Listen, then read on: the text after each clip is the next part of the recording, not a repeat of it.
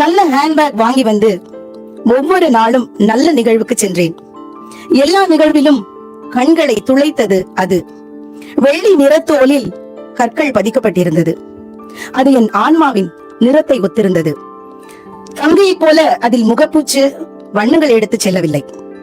பக்கத்து வீட்டு மாலாவை போல பணப்பையும் அதில் இல்லை. ரயில்வே ஆபீசரின் மகளை போல கிரெடிட் கார்டுகளும் இல்லை. அத்தனை அதிசயமிக்க ஒரு ஹேண்ட்பேக்கில் தான் எனக்கான எல்லாமும் இருந்தது. அம்மாவின் மருந்து சீட்டு, அப்பாவின் கடன் அட்டை, மாத தவணை தொகையின் அடையாள சீட்டு, இந்தியன் கேஸ் புக், ஒரு பக்கம் காணாமல் போயிருந்த ஹெட்செட், 1-2 ரூபாய்கள் அடங்கிய சிறிய பை. இவை இல்லாமல் போனால் சற்று நேரத்தில் நான் வேறு உலகத்துக்கு சென்று விடுவேன். ஒரு துயரம் மிகுந்த ஹேண்ட்பேக்கை திருடனிடமிருந்து பாதுகாத்து கடந்து வந்து விட்டேன். நள்ளிரவில் வேலை பார்த்துவிட்டு வீடு திரும்பும் தந்தை இல்லாத பெண்கள் மட்டும் சில வேசி சொற்களை ஹேண்ட்பேக்கில் எடுத்து வருகிறார்கள்.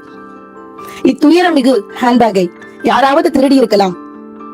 இல்லை, கருப்பு வண்ணத்தில் ஒரு பேக்கை அணிந்திருக்கலாம்.